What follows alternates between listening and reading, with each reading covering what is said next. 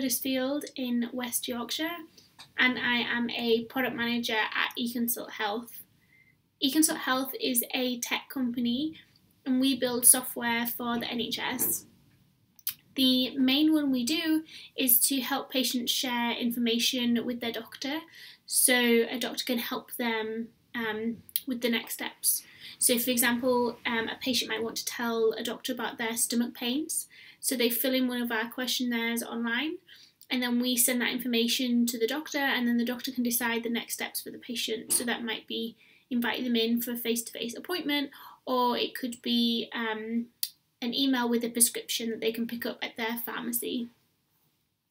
So currently we help over 1 million patients every month access the doctor online. Product management is kind of what it says on the tin, so you're looking after and managing a product, and a product is the software, or sometimes it can be hardware as well.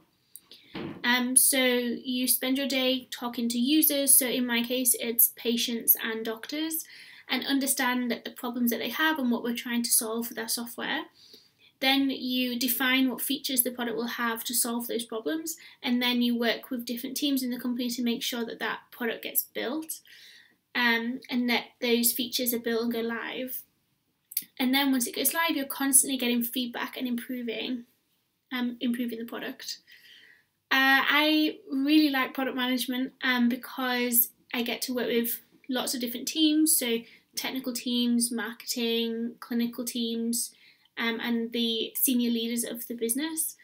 And I love how varied it is, how you get to talk to users and meet a lot of interesting people, and then you get to build something and actually see it helping them kind of in their life. And it's just so cool when you see a product that you've identified and designed and then managed through to launch, and then you actually see people using it and they give you feedback about how much it's helping them. Like, that is, to me, like the most amazing feeling. It can be a lot of pressure and a lot of long hours because you have a lot of responsibility, and you kind of have to be open to failures and open to the fact that you don't know everything. So you have to be constantly looking for more insight from users and people, and be open to the fact that what you think might be wrong, and look to check that what you think isn't wrong, like, all the time.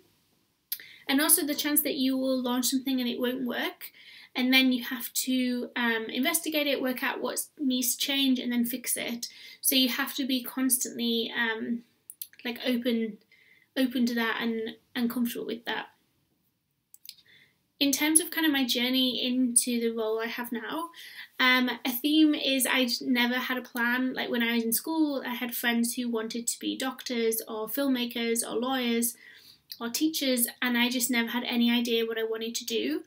I was the first person in my family to go to university, so I didn't really have any context or anyone I could speak to ask about the university experience, or which courses to choose, or kind of how to get a job out of university. So I picked a subject that I enjoyed and I was good at, and I thought would give me lots of options, which was economics. While I was at university, I did an internship in Barclays Bank in London. In that internship, while I didn't really enjoy the job, it helped me realise what elements of the job I didn't like. So I loved working with the data, but I didn't like only working with the data and never really speaking to anyone. So that made me realise that for my next role, I should look for something where I interact more with people and it's not just sat in front of a spreadsheet all day. And so in my final year, I applied to graduate schemes, and I ended up joining a graduate scheme with the Royal Bank of Scotland in Edinburgh. I would recommend internships and graduate schemes because you get to move around and try different things. So the graduate scheme I was on was 2 years, and it was 4 6-month placements. So I got to try 4 different roles and see if I liked it, and also you get a lot of training and support, and you join in with this group of like really smart, driven people who are on the grad scheme with you, and I'm still really good friends with a lot of the people who I joined that grad scheme with, and that's like almost 10 years later. I ended up moving into a strategy role, And I spent a lot of time working with startup businesses, which I just loved. I found it so interesting and inspiring working with these people who were doing really interesting things and really impactful things.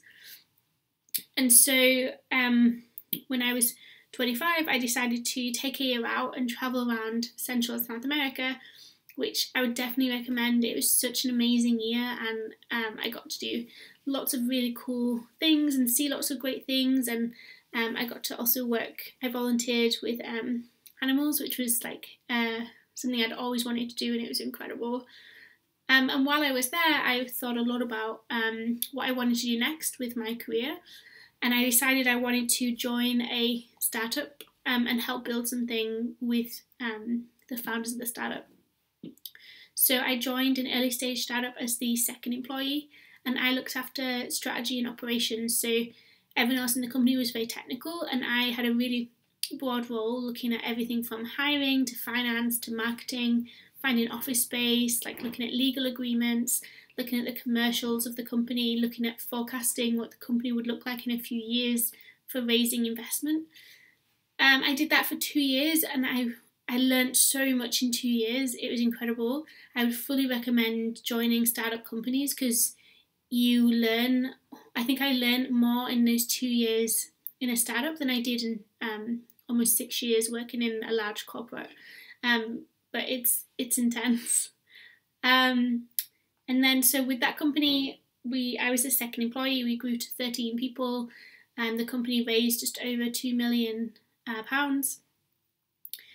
While I was there, I realised that strategy and operations, my role was really general and really broad, and I wanted to pick something to specialise in. So I wanted what's called a T career, where you have like broad experience on a lot of things, but then you also specialise in one.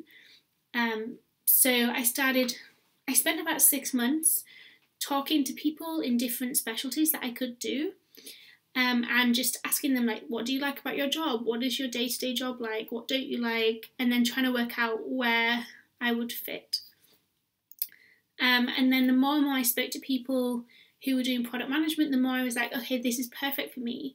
So while I never had a plan, and even now I don't really have a plan, the years before trying all different jobs, I'd learn what I liked, what I didn't like, and what I was good at.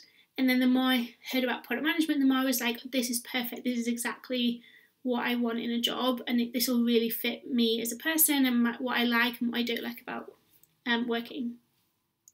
So I redid my CV and started applying to product management roles, and I joined eConsult Health as a product manager in June 2020. If you want to be a product manager, I would say there's no one way to get into product. I would look for internships at startup companies or apprenticeships or entry-level roles, so junior or associate product managers, and then just learn on the job. I would also say you can reach out to people who have the kind of jobs you want or work at companies you would want to work for and ask them what it's like and ask them to give you some advice, and people are always really happy to help other people. And there's also just loads of blogs and books and TED Talks and online courses on every topic, including there's loads of material about product management online. And so I would just start reading it and start just absorbing it all in. So you have that background, and then if you interview for a job, you can kind of talk around that context and show that you're really passionate and you really care about this area, and you're really determined and driven to get into it.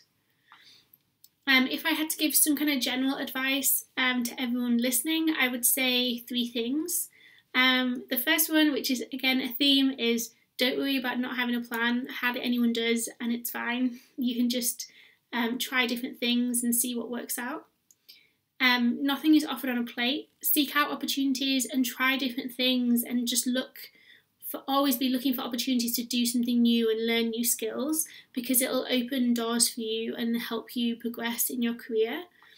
And then finally, I would just say, like, enjoy the journey. Like, don't get too fixated on this like one job or one job title that you want to get in a set company and just be obsessed with reaching that goal. Like, just enjoy, like, you only have one life, like, enjoy the journey to get there, because that's part of the fun, and you just, like, you then become like more open to like trying new things and just having a good time to get to that goal.